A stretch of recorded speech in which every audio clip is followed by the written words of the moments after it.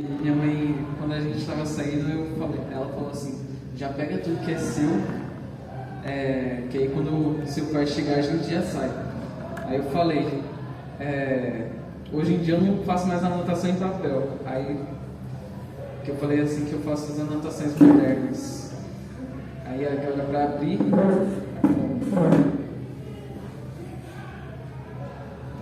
Tá difícil.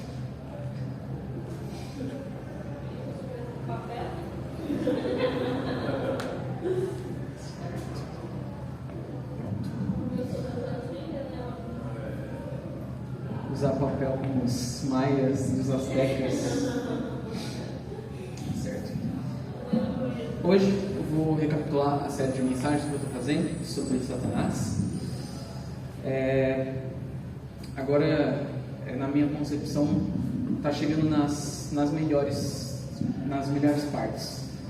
Pelo menos que eu acho mais interessante, né? Hoje eu vou falar um pouco sobre... Na pregação passada eu falei sobre o pecado em si, sobre a natureza do pecado, e hoje eu vou falar sobre um pouco mais aprofundado nas armadilhas de Satanás. Algumas armadilhas que ele usa para que nós caímos no pecado.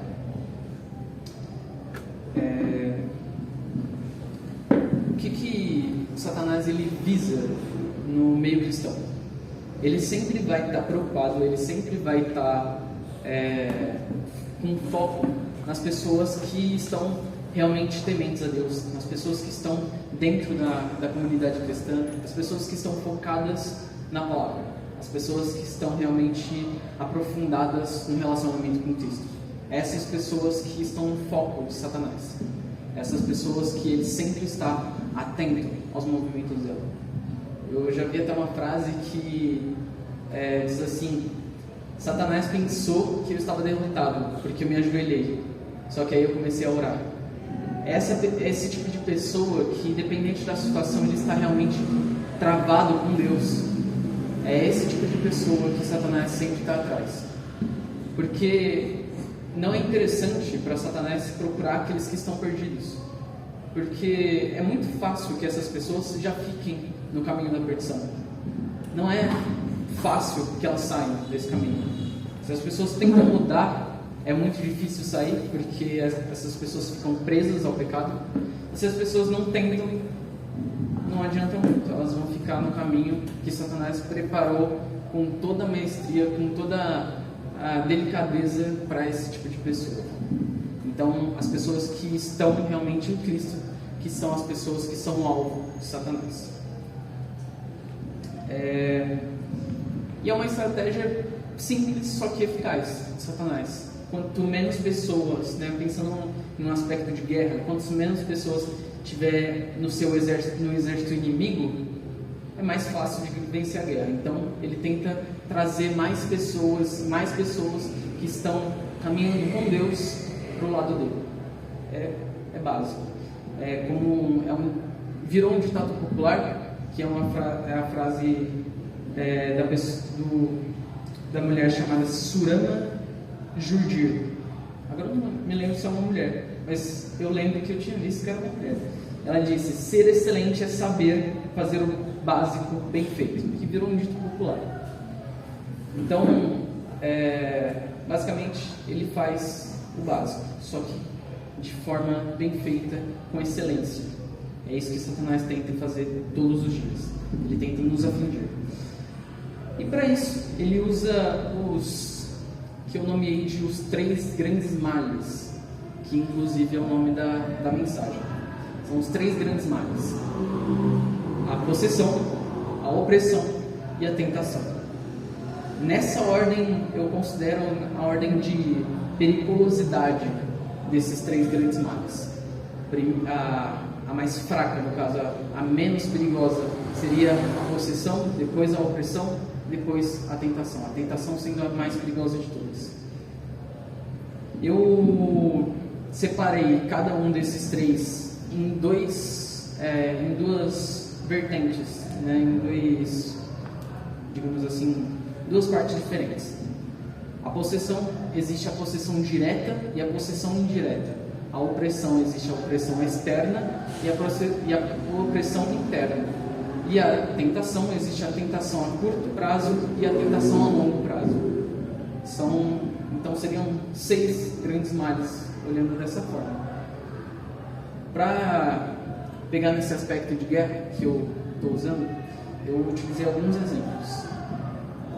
A possessão direta.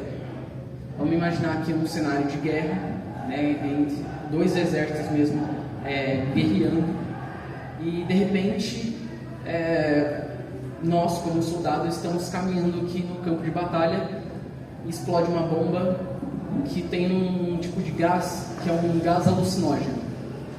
Você perde o seu sentido, você perde a sua direção, você perde a sua consciência, você fica fora de si. Você é contaminado totalmente por esse gás alucinógeno que está entrando no seu sistema nervoso, no seu corpo no geral. Você fica totalmente sem os seus sentidos, sem a sua emoção, sem a sua razão, você perde tudo. Você é completamente dominado. A possessão indireta, eu utilizei um exemplo que você está nesse campo de batalha, só que, digamos assim, não diretamente, e um inimigo chega para você e ele te conquista na lábia. Imagina que alguém foi do exército inimigo e veio te conquistar na lábia mesmo, e ele te persuadiu a você tentar derrotar por dentro, como infiltrado no seu exército, para você poder derrotar esse exército, pouco a pouco por dentro. A opressão externa é como se você estivesse ali no campo de batalha, na terra de ninguém, você sofre um ataque direto. Tem soldados para onde você olha, tem soldado atirando para cima de você. Você está sozinho, ou você está em mais pessoas, mas tem soldados atirando para cima de você o tempo todo. A opressão interna é você ver o caos da batalha. Você pode estar, imagina que você está na trincheira, você vê o caos da batalha, você vê gente morrendo do seu lado, você vê gente morrendo do outro, e você está totalmente aterrorizado com aquilo. E aí você fica aflito, você fica nervoso, as suas mãos começam a tremer, você não consegue nem mais usar o rifle que está na sua mão. Você se sente pressionado por todo o caos que está à sua volta. Você está numa guerra, você não está num parque de diversão, você não está num show de comédia. Você está totalmente aterrorizado, totalmente aflito. Sua mente e o seu corpo estão cauterizados. A tentação a longo prazo, imagina que você... A longo prazo não, a curto prazo, desculpa. A tentação a curto prazo, imagina que você vê um bunker e você pensa, esse bunker está abandonado, e você pensa assim, é um lugar seguro, eu posso me proteger ali dentro. Quando você entra, bem na porta tem uma mina, você pisa nela e você morre, você explode. A tentação a longo prazo já seria diferente. Você vê o mesmo bunker abandonado, e quando você entra ali dentro, durante algumas semanas, você não percebeu mais ter um vazamento de gás. E aí você vai inalando aquele gás durante as semanas, e aí você vai ficando doente, você nem percebe, mas você vai ficando doente. Imagina, que eu não conseguiria dar um exemplo de algum gás que demoraria tanto para fazer efeito, mas acho que dá para entender o que eu quis dizer. Então, eu usei esses exemplos para tentar ficar mais fácil, dos 3 grandes males, cada um deles dividido em 2 partes. Cada uma dessas armadilhas de Satanás, que são essas mais 3 importantes, elas têm a consequência de cada uma delas. E o objetivo de cada uma é trazer o ser humano para o pecado, o cristão para o pecado. Porque o pecado é a arma de Satanás. Essas são armadilhas que ele faz, que ele usa para que o ser humano entre e cometa o pecado, para que o ser humano seja derrotado. Então ele vai tentar usar essas armadilhas para deixar você longe de Deus. Vamos lá. Na possessão direta e indireta. Eu vou começar primeiro com a direta. Mateus, abre aqui a Bíblia em 1 Timóteo.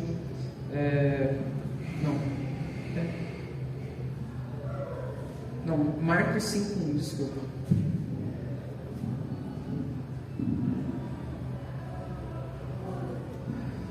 E assim atravessaram o mar e foram para a região dos Gazarenos. Logo que Jesus desceu do barco, veio dos sepulcros, caminhando ao seu encontro, um homem possuído por um espírito imundo. Esse homem vivia em meio aos sepulcros e não havia quem conseguisse dominá-lo, nem mesmo concorrentes. Muitas vezes já havia acorrentado seus pés e mãos, mas ele arrebentava os grilhões e estraçalhava algemas e correntes. Ninguém tinha força para detê-lo. E noite e dia sem repouso perambulava por entre os sepulcros e pelas colinas, gritando e cortando-se com lascas de rocha. Somente até aqui. É interessante que foi como eu falei, é como se você realmente perdesse toda a sua razão, todo o seu controle do seu corpo. Como a gente pode usar o exemplo de Gálatas 5:22, dos frutos do Espírito, você perde o seu domínio próprio, você perde todo o controle do seu corpo, da sua mente, das suas emoções, dos seus sentidos. Isso que é a possessão direta.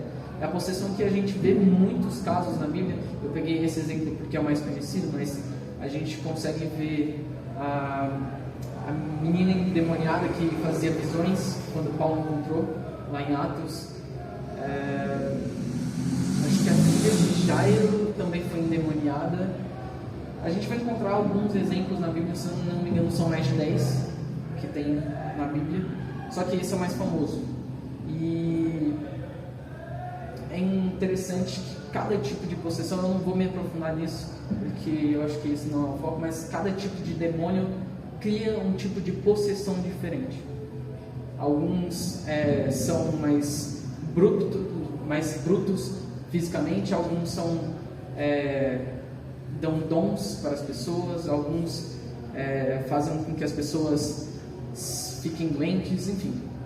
Eu estava vendo uma pregação sobre esse assunto e eu achei engraçado, até minha irmã comentou que o pastor era da Batista. Eu não imaginei que ele ia dar tanta ênfase nisso, mas ele era da Batista,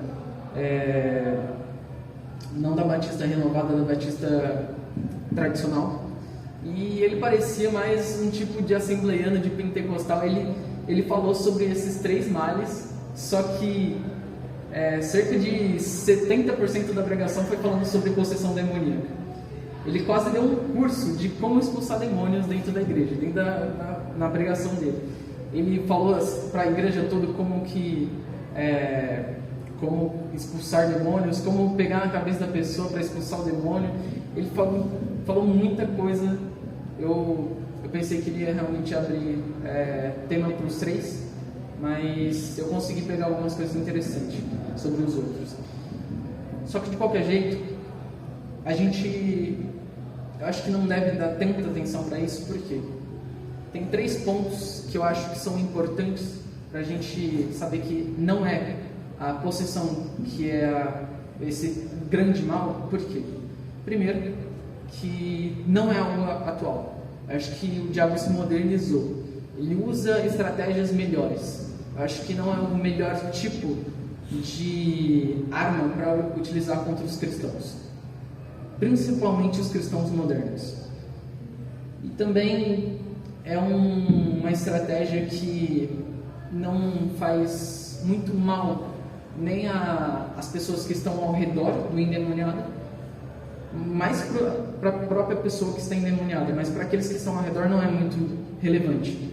Então não faria tanto mal em grande escala. Não é interessante isso para Satanás também. E terceiro, que eu acho que simplesmente não é algo que as pessoas, vamos dizer assim, deem atenção. E na maioria dos casos hoje, eu acredito que a grande maioria seja mentira.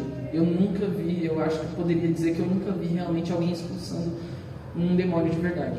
Eu já vi vários casos, mas eu não sei se nenhum é real, porque as pessoas dão tanta atenção nisso às vezes, só que não uma tentativa de chamar atenção, eu acho, na maioria dos casos.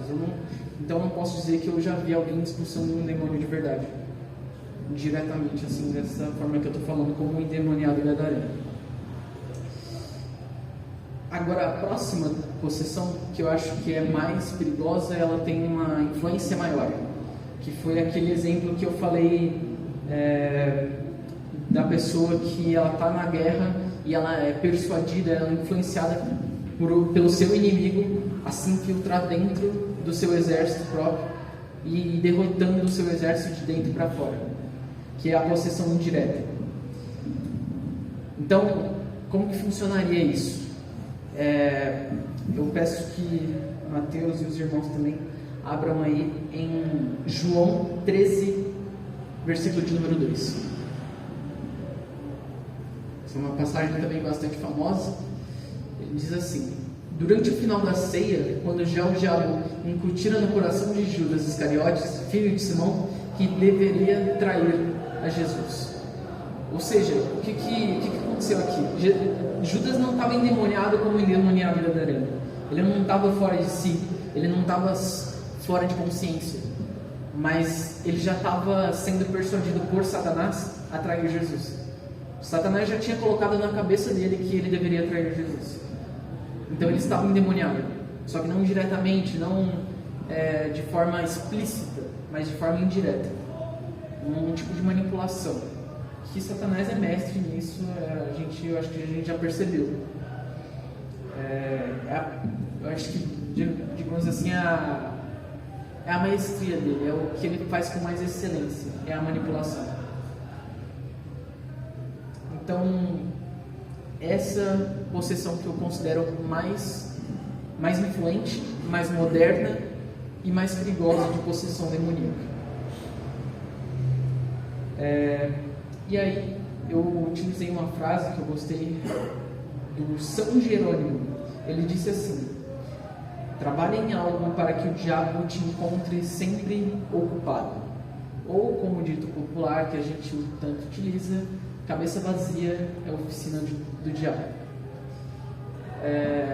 Isso é muito interessante para que a gente saiba que todo momento a gente tem que estar com a cabeça cheia, mas não cheia de besteira, não cheia de dopamina barata, de coisas da internet, de coisas do mundo, coisas seculares, mas que a gente esteja com a cabeça cheia da palavra, com o coração cheio de Cristo. Amém, aleluia. Porque Satanás, ele está ainda nos tentando o tempo todo, ele está agindo o tempo todo, mas ele é como uma formiga para Jesus Cristo. Então, se a gente tiver Jesus Cristo em nossos corações, se a gente estiver caminhando os passos que Jesus deu, nenhum inimigo é grande o suficiente para afrontar o nosso Deus. Amém. Porque Ele é o Senhor dos exércitos. Aleluia. Ele é soberano sobre toda a terra, sobre todas as pessoas e sobre todo o mundo. Glória a Deus. Então, para Deus, nada é impossível, nada é grande o suficiente, porque Ele é o maior de todos, Ele é sobre todo nome, sobre todo ser, sobre todo poder. Amém. Então é sempre bom que a gente sempre esteja cheio, preenchido da palavra, para que esse tipo de ação maligna não esteja na gente. Porque no livro, de C.S. Lewis, As Cartas de um Diabo a Seu Aprendiz, é interessante que ele diz que quando o demônio mais experiente está falando para o seu sobrinho, para o seu aprendiz, ele diz assim: as pessoas acham que eu quero colocar as coisas na cabeça delas, mas o que elas não entendem é que eu não quero colocar as coisas, eu quero tirar as coisas boas. Ele quer tirar a nossa atenção do foco, porque assim, se a gente sai do alvo, a gente peca, que é o que eu já falei na pregação passada. Se a gente sai do nosso alvo, a gente acaba pecando. E é basicamente esse hoje o Satanás. Então, se a gente manter a nossa cabeça cheia, o nosso coração cheio de Cristo, a gente não entra no caminho do mal. Então, segundo grande mal, a opressão. A opressão externa, eu vou começar aqui, que é aquela que eu falei do ataque direto. Imagina que você está ali na terra de ninguém, e tem umas centenas, dezenas de soldados atirando diretamente para você. Essa é a opressão externa, a opressão que vem de fora. Pessoas falando que, como o Mateus disse aqui, como que a gente preenche, né, o nosso tempo. Pessoas falando assim: você está perdendo a sua vida, você está perdendo a sua juventude, que é uma frase que os jovens cristãos ouvem muito, né? Você está perdendo a sua vida, você está perdendo a sua juventude. Ou que palhaçada é essa que você está fazendo com a sua vida? O que esse seu Deus vai acrescentar na sua vida?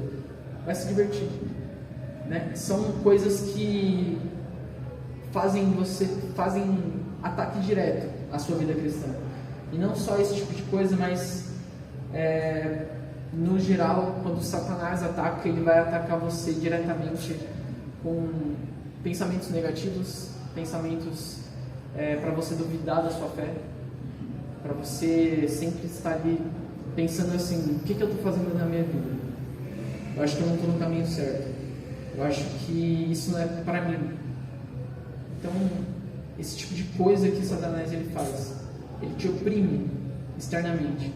Todo mundo está dizendo ali para você parar, o que você está fazendo não é certo, que não é legal, não é moderno, não é descolado, não é bom. É muito melhor que você estivesse numa festa. Quantas pessoas aqui a gente está vendo aqui esta noite? São poucas. Isso mostra que a opressão é muito forte. As pessoas realmente se sentem oprimidas e elas querem uma solução melhor. Elas querem algo mais prazeroso para a carne. Elas querem algo que realmente enche elas a todo tempo, que é o que na psicologia a gente poderia chamar de dopamina barata, aquilo que vem rápido e é muito prazeroso. E eu gostaria que os irmãos abrissem um Jó 2,7. Esse homem, ele sofreu uma opressão mais terrível que eu posso ver na Bíblia. É impressionante. A palavra do Senhor diz: saiu, portanto, Satã, o acusador e inimigo, da presença do Senhor, e passou a afligir Jó, o servo de Deus, com feridas terríveis que iam da sola dos pés até o alto da cabeça. Depois que Satanás já tinha ferido os bens de Jó, já tinha ferido a família, já tinha ferido a estrutura psicológica, ele atinge o corpo. Tudo com a permissão de Deus. Mas ele atinge o corpo de Jó. Ele coloca feridas no corpo de Jó. Então, às vezes as pessoas, elas não vêm à igreja porque elas estão doentes. Elas não vêm à igreja ou não dão o foco necessário para Deus porque elas estão mal, porque algo as afligiu, porque algo está incomodando elas. Sendo que grandes pessoas da Bíblia, que deveriam ser grandes exemplos para nós, passaram por coisas que a gente não pode nem imaginar, e ainda assim conseguiram passar por tudo por causa de Deus, porque estavam fortalecidas em Deus. O nosso foco sempre tem que ser: Deus é a nossa fortaleza. Se a gente sair da presença dele, a gente não consegue ficar de forma firme, de forma constante com a sua palavra, porque a gente não consegue sozinho. A gente é muito fraco, muito falho. A gente precisa de Deus o tempo todo. E a opressão interna agora, eu peço que os irmãos abram em 1 Reis 19, 1.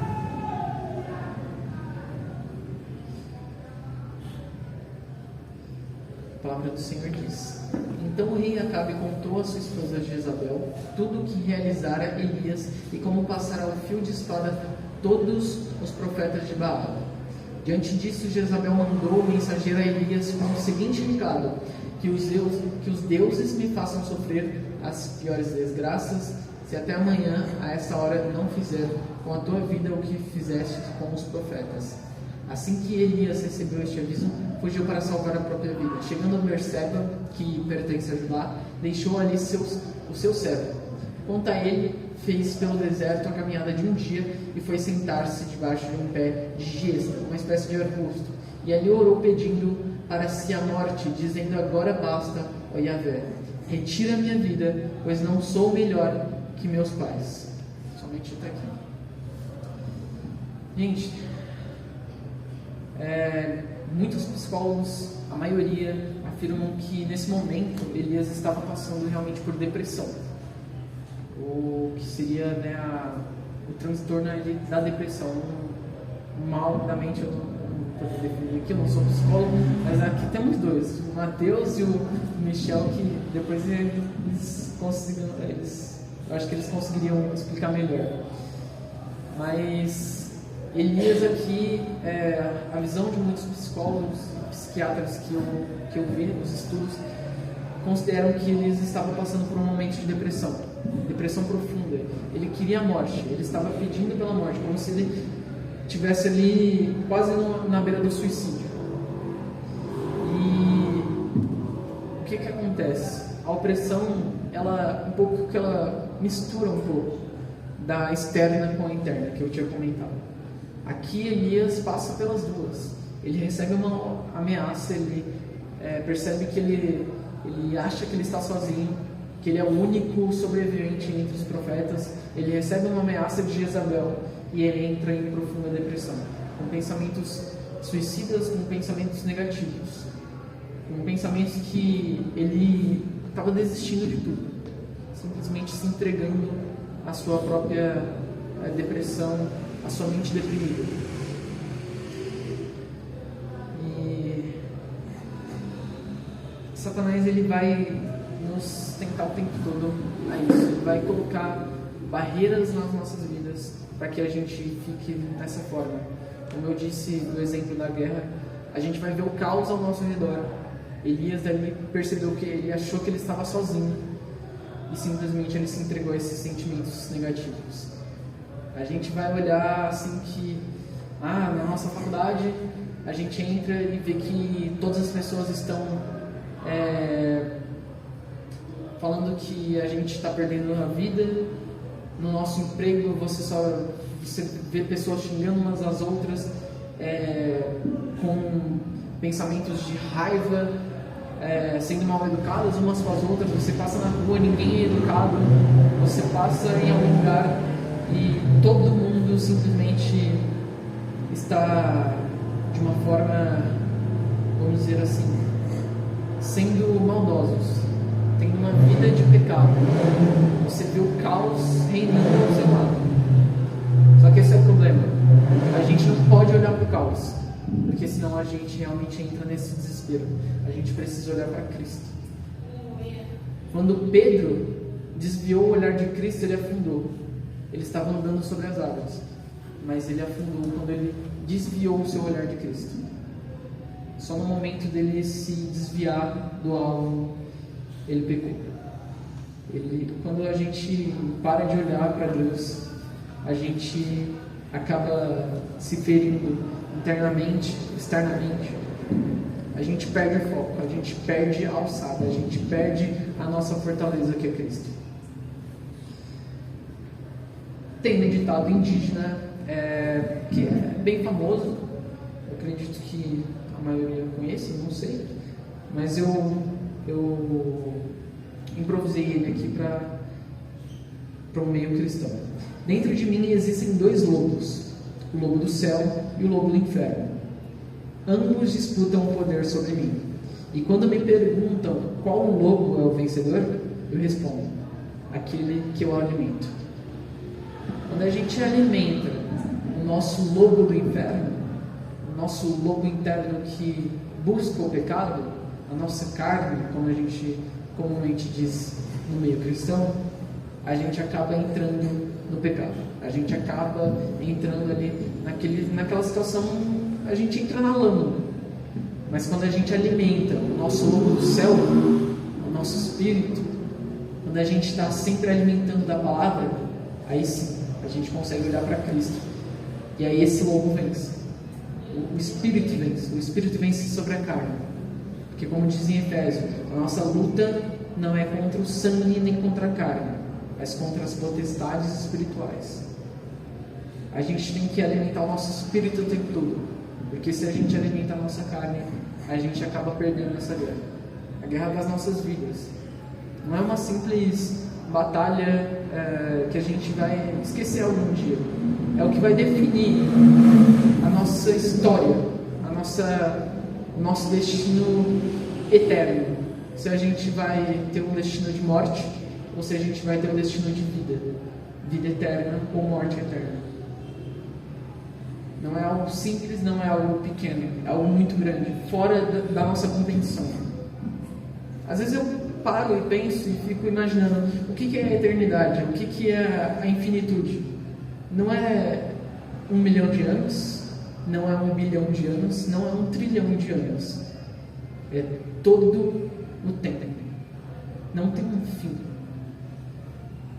Assim que Deus contempla as coisas de uma forma infinita, de uma forma eterna. Ele é eterno, Ele não tem começo nem fim. E Ele quer dar uma vida para a gente sem fim. Longe do pecado, longe das ações, das influências, da persuasão de Satanás. E basta a gente aceitar, basta a gente abraçar isso, a gente se encher dele. Ele está fazendo um convite: vinde a mim. É só a gente aceitar. A primeiro momento parece difícil a gente largar tudo que a gente tem na nossa vida, mas se a gente olhar num âmbito geral, numa visão geral das coisas, a gente percebe que a nossa vida é muito insignificante, porque um ser humano tem uma média de 70, 80 anos, dependendo do país e da sua expectativa de vida. Só que foi como eu falei, não são 1000 anos, não são 1 milhão de anos, não são 1 bilhão de anos, não são 1 trilhão de anos. É toda a eternidade. A nossa vida é como menos que um piscar de olhos, olhando para a vida de Deus. A menor aspecto de tempo que a gente tem na ciência é o Planck Time, que é mísero. A nossa vida é um Planck Time se a gente for comparar com uma parte da vida de Deus. A gente é insignificante, a gente é uma poeira do universo. Então a gente tem que olhar para aquele que é maior que nós e maior que todos, porque nele a gente tem vida, a gente tem paz e a gente tem alegria. Glória a Deus. É nele que a gente encontra o nosso propósito de vida, o único que faz sentido seguir. Aleluia. Glória a Deus. E agora o último malha, que é a tentação. A tentação a longo e a curto prazo. Que eu utilizei o exemplo do bunker, né? Vamos lá. Vamos abrir as nossas Bíblias em Mateus 4:1. Uma passagem aqui que eu já utilizei mais vezes, que é conhecida aqui por todos. A tentação de Jesus. Jesus foi então conduzido pelo Espírito ao deserto para ser tentado pelo diabo. Depois de jejuar 40 dias e 40 noites, teve fome. O tentador aproximou-se dele e disse: Se tu és o Filho de Deus, manda que essas pedras se transformem em pães. Jesus, porém, afirmou: Está escrito, nem só de pão viverá o homem, mas de toda a palavra que sai da boca de Deus. Então o diabo conduziu a cidade santa e colocou-o sobre a parte mais alta do templo e desafiou-lhe: Se tu és o Filho de Deus, joga-te daqui para baixo, pois está escrito: Aos seus anjos dará ordens a teu respeito, e com as mãos eles te susterão, para que jamais tropeces em alguma pedra. Contestou-lhe Jesus: Também está escrito: Não tentarás o Senhor teu Deus. Tornou o diabo a levá-lo agora para um monte muito alto, e mostrou-lhe todos os reinos do mundo, em todo o seu esplendor. E propôs a Jesus: Tudo isso te darei, se prostrado me adorares. Ordenou-lhe então Jesus: Vai-te, Satanás, porque está escrito: Ao Senhor teu Deus adorarás e só a Ele servirás. Assim o diabo o deixou, e eis que vieram anjos e o serviram. Essa passagem, eu acho que independente de quantas vezes eu ler, eu ainda fico impressionado, porque Jesus, ele teve uma força de vontade aqui tremenda. Tá bom que ele era Deus, mas ele ainda tinha todo o corpo humano, ele era sujeito às nossas mesmas paixões e ele era sujeito às nossas vontades. E assim, ele estava 40 dias jejuando.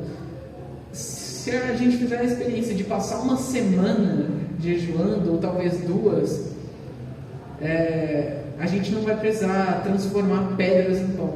Se puder, a gente come a pedra, porque a gente é muito fraco, a gente se vai muito aos nossos desejos, a gente se entrega muito aos nossos desejos.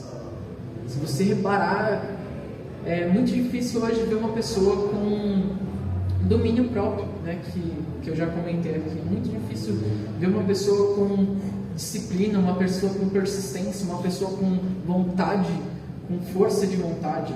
É uma coisa muito difícil de acontecer e de você conquistar. Não é impossível, mas é muito difícil. Se a gente, pensar aí alguma vez que a gente já tentou ficar em jejum, eu acho que todo mundo aqui sabe o quão difícil é, quão trabalhoso é e quão tentador é. Que aí entra o que eu falei, que a tentação é realmente essa armadilha mais perigosa de Satanás. Ela toca no nosso corpo de forma muito grande, porque Satanás ele sabe quem ele tenta e como tentar essa pessoa. Eu já falei isso aqui uma vez, mas eu vou falar de novo para relembrar, que Adão e Eva estavam lá no jardim e eles tinham todos os frutos no jardim que era deles, era um jardim particular. Só que tinha um fruto que eles não tinham acesso. Então Satanás foi nesse fruto que eles não tinham acesso e foi tentar a Eva. E aí muita gente fala assim: se eu estivesse no lugar de Eva, eu não teria comido. Eu nem gosto de fruta, nem como fruta na minha alimentação. Eu só me alimento de fast food, de comida processada. Mas essa é a questão. O Satanás ele é muito inteligente, ele sabe quem ele tenta e como tentar essa pessoa em específico. Então, no seu caso, talvez, seria um videogame, seria uma série, seria um filme, seria uma comida, seria um doce, seria um tipo de entretenimento, um livro, eu não sei. Mas cada pessoa tem o seu estilo de vida. E Satanás, ele não tem muito o que fazer, então ele vai estudar a vida de cada um para saber como ele tenta cada tipo de pessoa. Assim, da mesma forma que Deus age diferente na vida de cada um, Satanás ele também aprendeu isso e ele age de formas diferentes com cada pessoa que ele vai tentar, para que essa tentação seja o mais tentadora possível. E a tentação indireta, que eu peço que os irmãos abram aqui em Mateus 19, 21.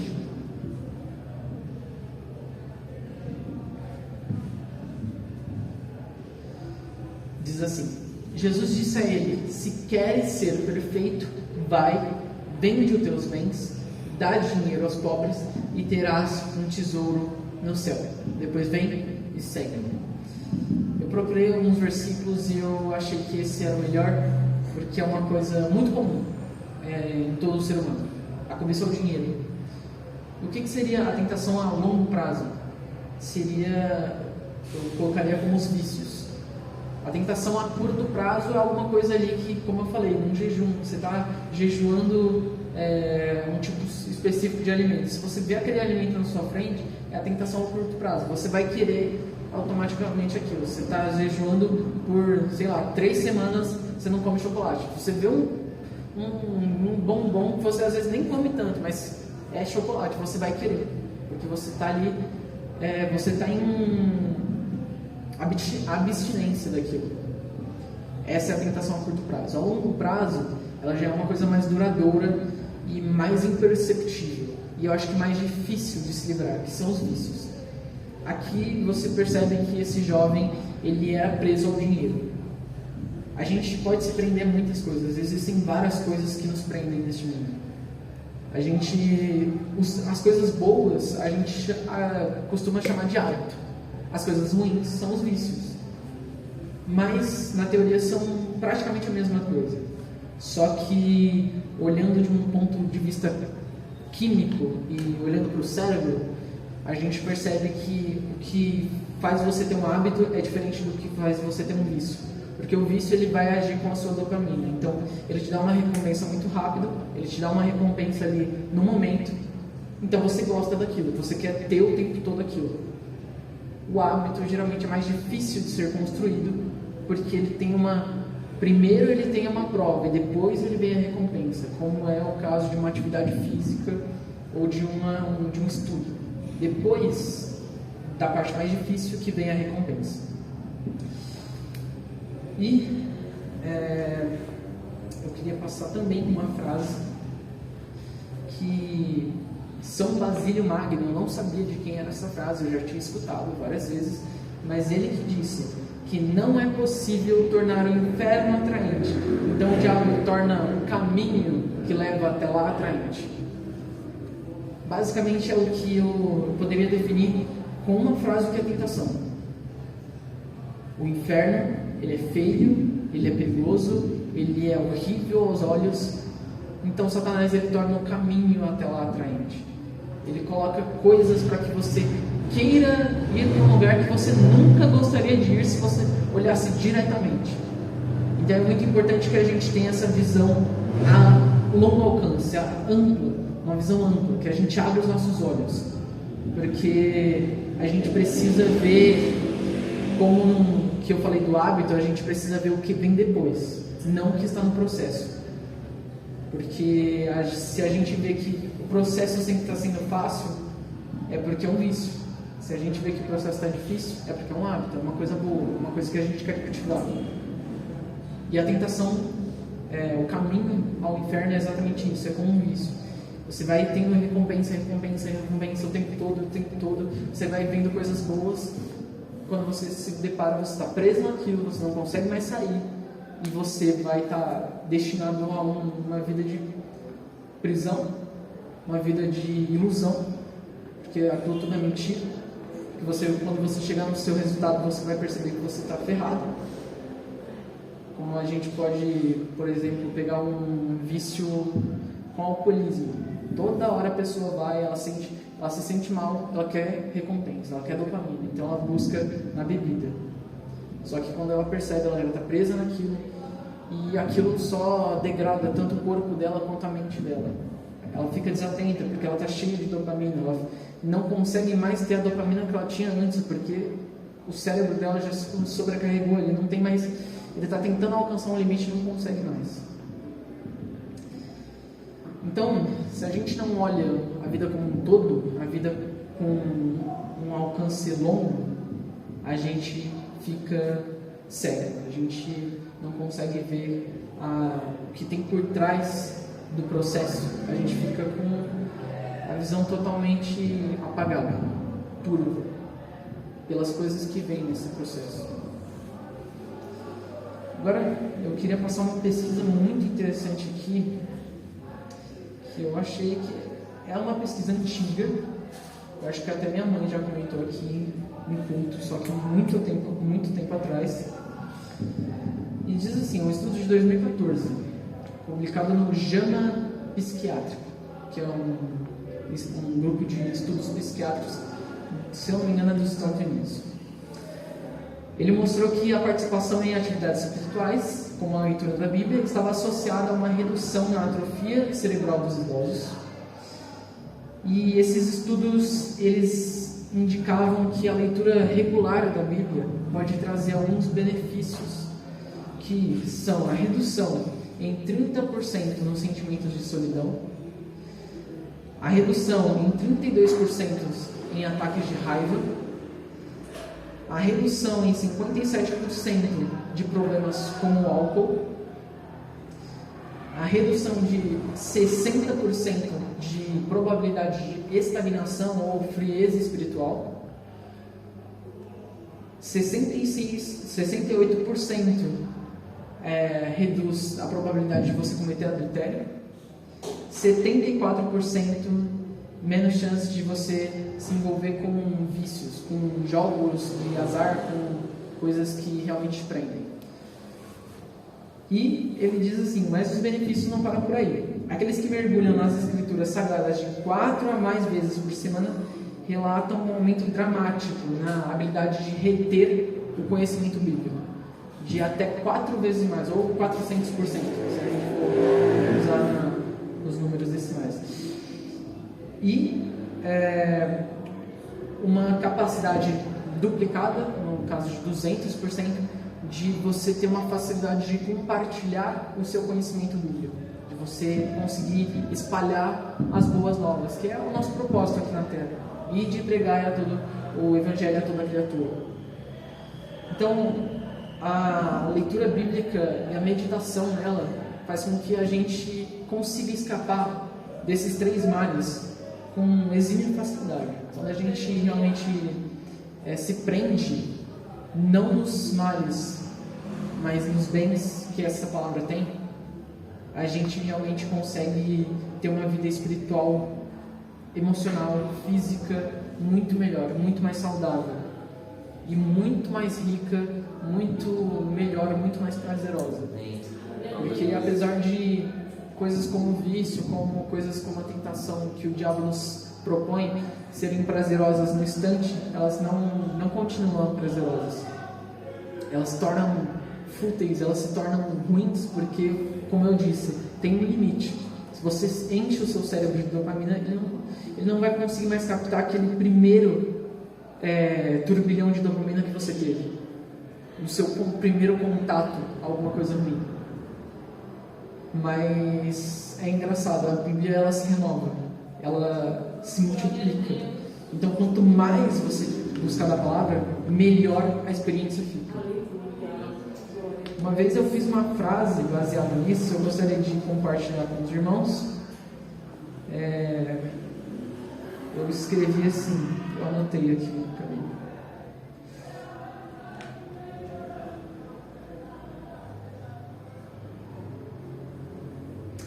É curioso como o reino de Deus nos motiva com a sua presença, diferentemente no reino terreno, que se esgota e nos entedia. Se você olhar, é exatamente isso. Quanto mais e mais e mais a gente meditar, a gente ler, a gente orar, melhor fica a experiência, mais fácil fica, mais prazeroso fica.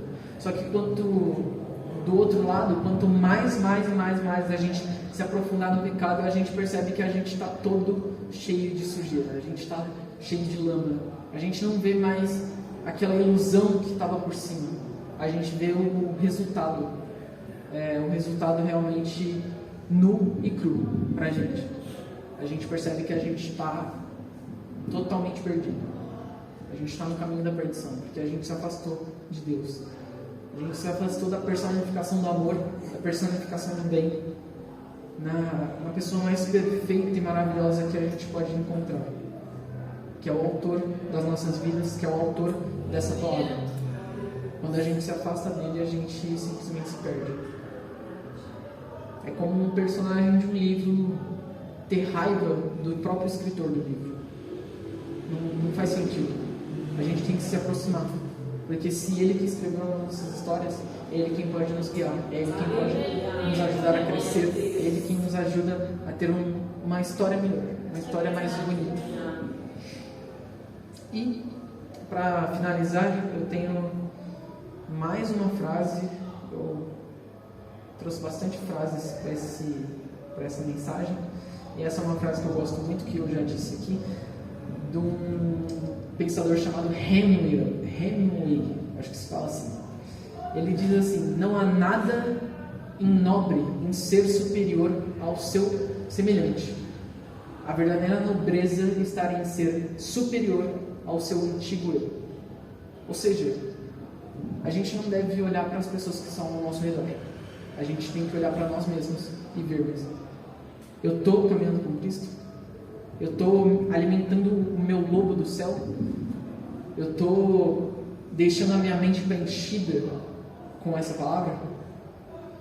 Eu estou me afastando do que Satanás está falando?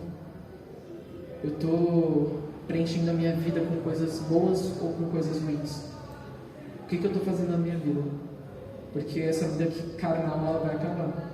Só que a vida eterna ou a morte eterna ela prevalece. Então a gente tem que nos atentar a realmente a nossa vida espiritual, a nossa vida que ela vai continuar para todo sempre. Que ela não é essa vida que a gente vê aqui dentro de quatro paredes, com folhas de papel, com celulares, com coisas que a gente consegue tocar. E é interessante isso porque a gente tem que se atentar que se a gente não vê, a gente precisa de um guia. E esse guia é Cristo, nosso general. Porque é Ele que pode nos guiar através dos exércitos que trazem a escuridão para os nossos olhos. Porque a gente está trancado, a gente está com a visão calcificada, a gente está com um entendimento calcificado. A gente tem que abrir os nossos olhos. Imagina que Jesus ele vai naquela passagem que ele cura o cego que está no tanque de... Eu esqueci o nome do tanque, eu acho que é Tanque Bethesda? Não, Bethesda. É que tem algumas traduções, né? Pode ser Betel ou Bethesda, enfim. Mas ele... como se a gente estivesse sendo limpo todos os dias. Cadê? É Bethesda, isso. Que a gente tem os olhos sendo limpos pelo sangue de Cristo. Que a gente tem a nossa alma lavada pelo sangue de Cristo. Imagina que a gente realmente esteja todo dia, às vezes os nossos olhos se fecham. Então a gente precisa estar em contato profundo e todo o tempo constante com Cristo. Que a gente venha se apegar a essas palavras, que a gente venha estar realmente em conjunto com Cristo, porque se a gente não estiver assim, a gente é tentado a todo momento, a gente é possuído, a gente é oprimido, e a gente não, eu acho que ninguém quer viver uma vida assim. Eu agradeço a oportunidade e assim.